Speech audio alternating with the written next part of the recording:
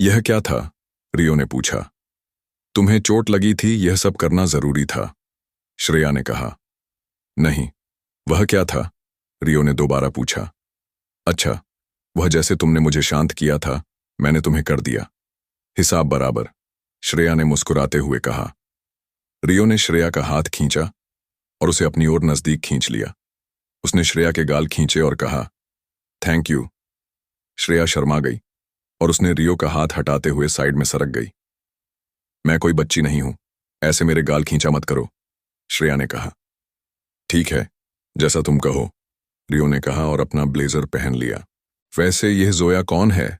श्रेया ने सादगी से पूछा। कौन जोया? रियो ने चिल्लाते हुए कहा। तुम इतना क्यों गुस्सा हो रहे हो? तुम्हारे हाथ पर जोया नाम का टैटू देखा तो पूछा, श्रेया ने कहा। तुम ज्यादा क्लोज आने की कोशिश मत करो।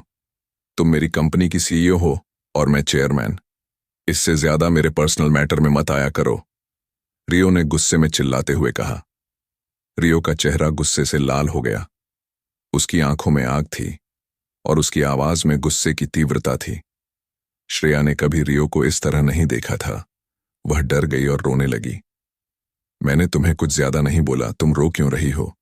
ऐसे नाटक मेरे सामने मत किया करो, रियो ने कहा। रियो और कुछ कहता, उतने में श्रेया का घर आ गया। श्रेया ने रियो को जोर से चाटा मारा।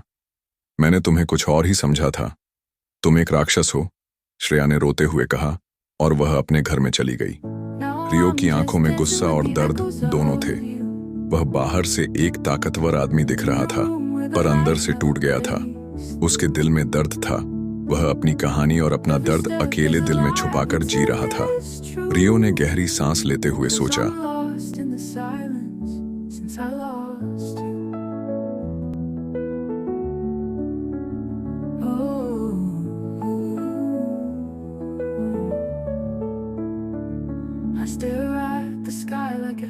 मैंने श्रेया को बहुत दुखी कर दिया, मुझे उससे माफी मांगनी चाहिए। रियो अपने घर जाकर बिना खाए पिए सो गया। सुबह हुई, रियो ने कुछ खाया नहीं था और ना ही वह सोया था। वह वहीं ब्लेजर में था। सर, आपने रात से खाना खाया नहीं, प्लीज खाना खा लो, सुरेश ने कहा। अब मुझे श्रेया से मिलना है, रियो ने दृढ़ता से कहा। ठीक है, पहले आप खा लो फिर मिल लेना, सुरेश ने अनुरोध किया। नहीं, मुझे उससे मिलना है, रियो ने फिर से कहा। ठीक है, मैं कार निकालता हूं, आप रेडी हो जाओ, सुरेश ने कहा। उस सब की जरूरत नहीं, रियो ने दृढ़ता से कहा। सुरेश ने कार निकाली और रियो के साथ श्रेया के घर चल पड़ा। रियो ने दरवाजे की बेल बजाई। कौन है? श्रेया ने कहा। श्रेया ने दरवाजा खोला और रियो को देखकर चौंक गई। रियो, तुम यहां क्यों आए हो? उसने कठोरता से पूछा। श्रेया, मुझे माफ कर दो, रियो ने कहा और अचानक श्रेया के ऊपर गिर गया। वह दोनों एक दूसरे के ऊपर थे। रियो बेहोश हो गया था।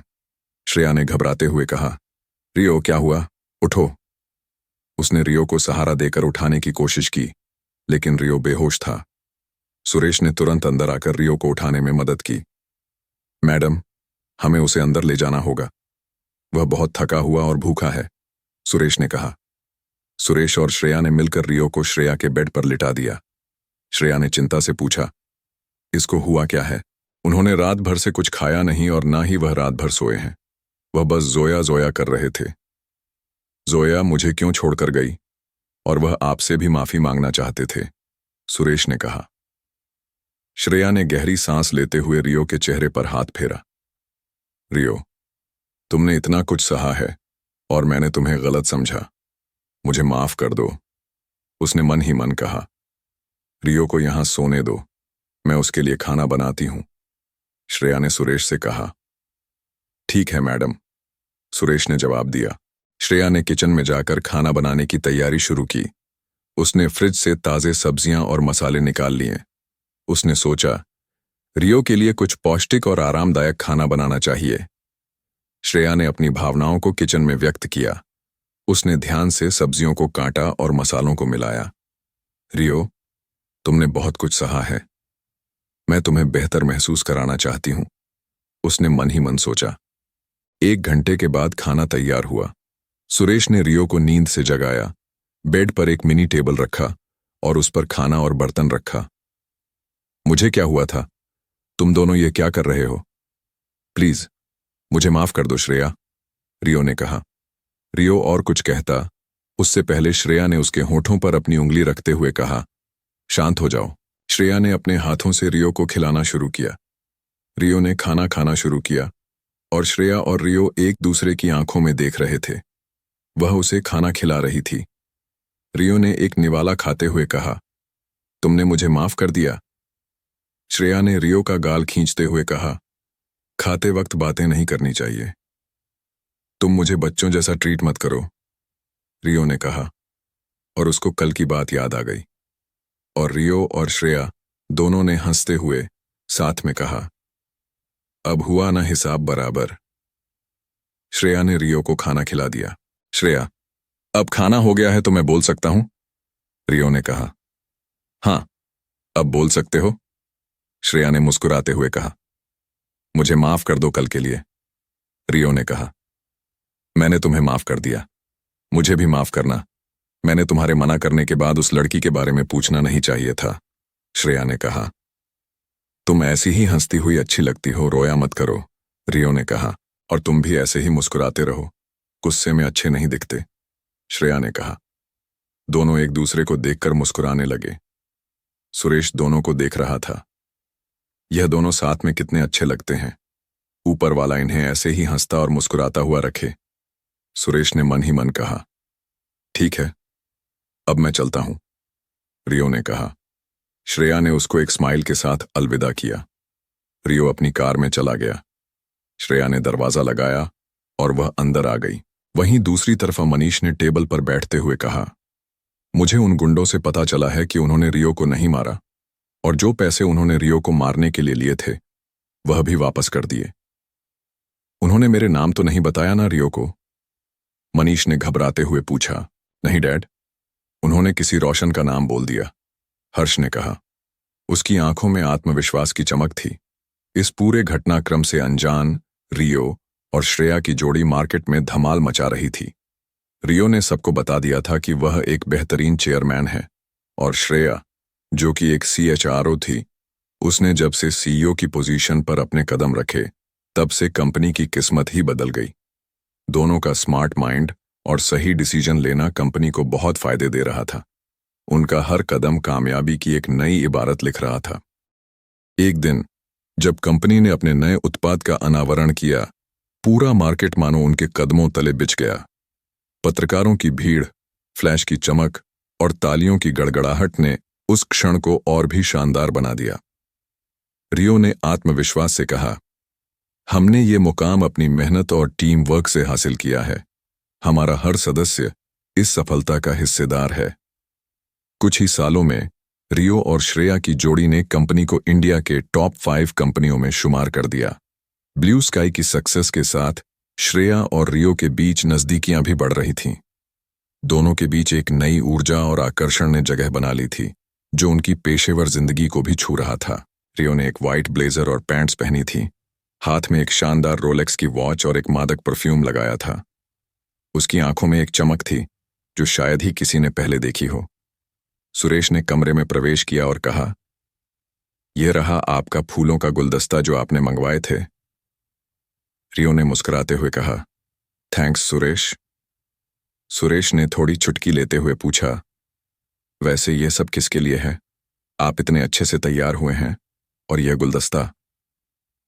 रियो ने एक गहरी सांस ली और थोड़ी शर्माते हुए कहा, मैं आज अपने दिल की बात श्रेया से कहने वाला हूं। सुरेश ने उसकी पीठ थपथपाई और उत्साह से कहा, अरे वाह, यह तो बहुत अच्छी बात है, आपको शुभकामनाएं। सुरेश रियो के लिए बहुत खुश था। रियो और सुरेश दोनों भाई जैसे दोस्त थे। वैसे तो सुरेश रियो का PA था, पर उनकी दोस्ती अलग ही थी। कुछ सालों में ही यह दोनों बहुत अच्छे दोस्त बन गए थे। चलो मैं चलता हूं, रियो ने कहा। उसकी आवाज में एक नई ऊर्जा थी। सुरेश ने उसके पीछे पीछे जाते हुए पूछा, मैं आऊं या फिर ड्राइवर को भेजूं? रियो ने हंसते हुए कहा, नहीं, मैं अकेले चला जाऊंगा। सुरेश ने कहा, ठीक है, बेस्ट ऑफ लक भाई। रियो ने सुरेश का शुक्रिया अदा किया और अपनी कार की तरफ बढ़ चला। उसकी हर कदम में आत्मविश्वास की चमक थी। उसकी यात्रा उसकी जिंदगी का सबसे महत्वपूर्ण मोड़ था। उसने अपनी ब्लैक फॉर्च्यूनर निकाली और श्रेया के घर की ओर बढ़ गया। रियो ने म्यूजिक प्लेयर चालू किया और सॉन्ग बजना स्टार्ट हुआ।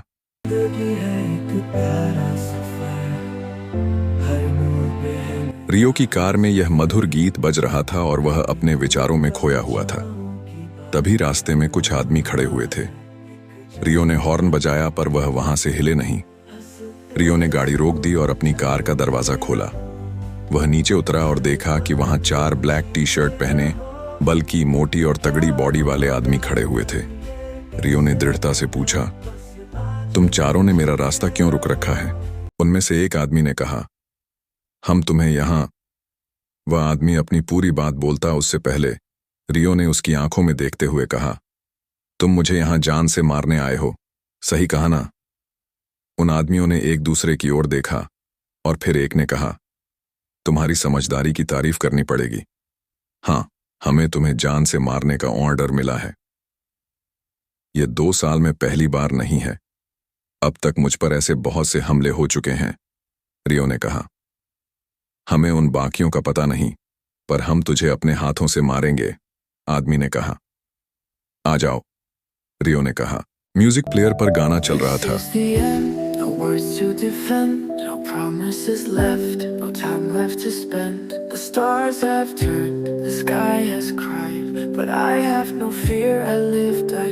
अभी उन चारों में से एक आदमी आगे आया और उसने रियो के चेहरे पर जोरदार मुक्का मारा। रात का अंधेरा छाया हुआ था।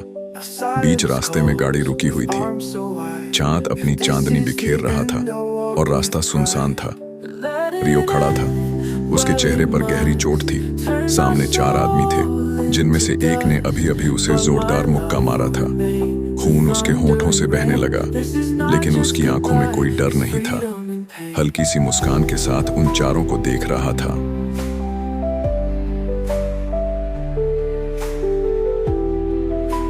रियो ने अपनी कमर सीधी की। तभी एक और आदमी ने उस पर हमला करने के लिए हाथ बढ़ाया, लेकिन इस बार रियो तैयार था। उसने तेजी से एक कदम पीछे लिया और बिजली की फुर्ती से अपना घूंसा उसके पेट में जड़ दिया। वह आदमी दर्द से कराहता हुआ पीछे हट गया। बाकी तीनों अब गुस्से में आ गए और एक साथ रियो पर टूट पड़े। रियो ने पहले वार को झुककर बचाया, दूसरे को अपनी कोहनी से रोका और तीसरे आदमी के चेहरे पर एक तेज मुक्का जड़ दिया। वह पीछे गिर पड़ा। रियो के चेहरे पर अब भी वही मुस्कान थी। उसकी सांसें तेज हो रही थीं, लेकिन उसके इरादे और मजबूत हो गए थे। अब सिर्फ 2 आदमी बचे थे। उन्होंने एक दूसरे की तरफ देखा, फिर रियो की तरफ, लेकिन अब उनके चेहरे पर डर साफ झलक रहा था। रियो ने अपने ब्लेजर की आस्तीन ऊपर चढ़ाई और हल्की आवाज में कहा, अब तुम्हारी बारी है। म्यूजिक प्लेयर की आवाज अब भी रात के सन्नाटे में गूंज रही थी और चांदनी में खड़ा रियो अगला वार करने के लिए तैयार था। रियो ने उन दोनों को भी पछाड़ दिया। वह चारों जमीन पर गिरे हुए थे। सामने उसके चारों दुश्मन जमीन पर गिरे हुए थे। किसी के हाथ से खून बह रहा था, कोई दर्द से कराह रहा था, लेकिन रियो भी चोटिल था। उसके हाथ से खून टपक रहा था, चेहरे पर गहरा घाव था और पैर भी घायल था। फिर भी उसके चेहरे पर वही हल्की मुस्कान थी, जैसे उसे दर्द से कोई फर्क ही न पड़ता हो। तभी अचानक किसी ने पीछे से उसके सिर पर जोरदार वार किया, और वह कोई और नहीं बल्कि मनीष कपूर था। रियो की सांसें धीमी होने लगीं। उसके सिर से खून बहने लगा। उसने धीरे से आंखें बंद कीं और फिर वह जमीन पर गिर पड़ा। म्यूजिक प्लेयर अब बंद हो चुका था। रात का सन्नाटा और गहरा हो गया। चांदनी रियो के शरीर पर हल्की चमक बिखेर रही थी और धीरे धीरे अंधेरे ने उसे अपनी बाहों में समेट लिया। मनीष कपूर ने चारों हट्टे कट्टे आदमियों की तरफ देखते हुए कहा, रियो की लाश जंगल में गाड़ दो और इस फॉर्च्यूनर में वो बॉडी रखो जो मैं लाने के लिए कहा था। उसने एक पल रुककर सिगरेट का कश लिया और आगे बोला, अगर पुलिस जांच भी करेगी तो कोई परेशानी नहीं होगी। गाड़ी को खाई में धकेल दो, सबको लगेगा कि रियो की मौत एक हादसे में हुई। चारों आदमियों ने मनीष कपूर का हुक्म माना और अपना काम करने लगे। रात का अंधेरा उनकी साजिश को छुपाने के लिए तैयार था। मनीष निश्चिंत होकर घर चला गया था। जमीन पर पड़ा रियो अचानक हल्का सा हिला। उसकी सांसें अब भी चल रही थीं। अरे भाई, ये तो जिंदा है, मोटे आदमी ने घबरा कर कहा। दूसरे ने जल्दी से कहा, अगर ये बच गया तो हमें मुसीबत में डाल देगा। इसके हाथ पैर बांध दो और इसे जिंदा ही दफना दो। तीसरे ने रस्सी निकाली। चौथे ने गड्ढा खोदना शुरू कर दिया। रियो की आंखों में डर था। रियो के हाथ पैर कसकर बांध दिए गए।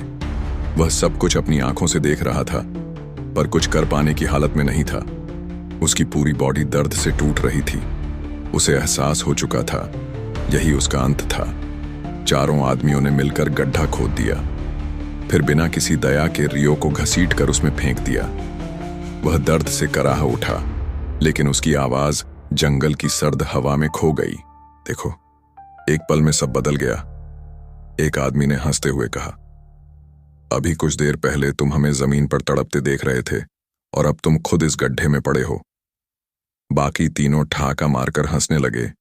रियो ने धूल से भरे चेहरे को ऊपर उठाया।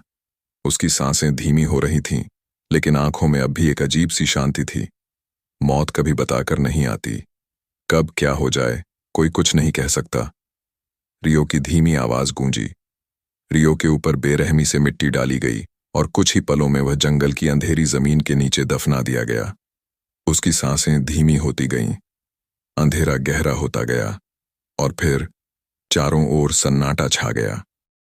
टीवी स्क्रीन पर एक रिपोर्टर गंभीर आवाज में बोल रहा था, बड़ी खबर, सक्सेसफुल बिजनेसमैन रियो कपूर की एक्सीडेंट में मौत। इतनी बड़ी कंपनी के चेयरमैन अब हमारे बीच नहीं रहे, रिपोर्टर ने दुखी अंदाज में कहा। स्क्रीन पर रियो की तस्वीर चमक रही थी, एक दमदार, आत्मविश्वास से भरे इंसान की, जिसे दुनिया अब सिर्फ यादों में देखेगी। शहर में हर जगह बस यही खबर चल रही थी, लेकिन कोई नहीं जानता था कि सच कुछ और ही था। टीवी स्क्रीन पर रियो कपूर की मौत की खबर चल रही थी। सोफे पर बैठा हर्ष ध्यान से यह सब देख रहा था। उसने रिमोट टेबल पर पटका और अपने पिता मनीष कपूर की तरफ घूरकर बोला, डैड, आपने रियो को मार तो दिया, पर उसकी बॉडी उस खाई में गिराई जाने वाली फॉर्च्यूनर में क्यों नहीं रखी? वहां किसी और की बॉडी क्यों डाली? मनीष ने सिगार जलाया, धुआं उड़ाते हुए ठंडे लहजे में कहा, रियो की बॉडी पर बहुत सारे चोटों के निशान थे। वो एक्सीडेंट के नहीं, हमारे लोगों की मारपीट के थे। अगर उसके करीबी यह निशान देखते तो उन्हें शक हो सकता था। हर्ष ने चढ़ाकर पूछा, पर डैड, पुलिस तो जांच में वह बॉडी को पहचान लेगी। फिर? मनीष हल्का सा मुस्कुराया, तुम्हें पुलिस की ज्यादा चिंता करने की जरूरत नहीं है बेटा। मैंने सबको हैंडल कर दिया है। सब इसे बस एक एक्सीडेंट मानेंगे। कोई सवाल नहीं, कोई इन्वेस्टिगेशन नहीं। मनीष कपूर ने सिगार का लंबा कश लिया और मुस्कुराते हुए बोला, जश्न मनाने की तैयारी करो, ब्लू स्काई अब हमारी होने वाली है। हर्ष की आंखें चमक उठीं। उसने खुशी से कहा, रियो अब नहीं रहा, यानी अब आप ब्लू स्काई के नए ओनर होंगे, डैड। मनीष ने गिलास में एप्पल जूस डाली और हल्का सा घूंट भरते हुए बोला, सिर्फ ओनर नहीं राजा, इस शहर में अब सिर्फ मनीष कपूर का नाम गूंजेगा। कमरे में ठहाकों की आवाज गूंज रही थी। दूसरी ओर श्रेया की आंखों से आंसू रुकने का नाम नहीं ले रहे थे। उसकी आवाज गले में अटक गई थी, जैसे दिल पर किसी ने पत्थर रख दिया हो। रियो, तुमने मुझे छोड़ दिया? वह फूट फूट कर रो पड़ी। सामने बैठा सुरेश, जो रियो का सबसे भरोसेमंद पीए था, उसकी आंखों में भी आंसू थे। गला भारी था, हाथ कांप रहे थे। मैंने कहा था सर, मैं आपके साथ चलूंगा, लेकिन उन्होंने मना कर दिया और फिर उनका एक्सीडेंट हो गया। श्रेया ने अपना सिर पकड़ लिया। उसका दिल तेजी से धड़क रहा था। आंसू उसके गालों पर सूख चुके थे, लेकिन दर्द अब भी ताजा था। रियो चला गया, हमेशा के लिए। वह खामोशी से दीवार पर टंगी उसकी तस्वीर को देखने लगी। रियो की मुस्कुराती हुई तस्वीर, आत्मविश्वास से भरी आंखें और उस पर पड़ा माला का बोझ, जैसे सच छुपाने की नाकाम कोशिश कर रहा हो।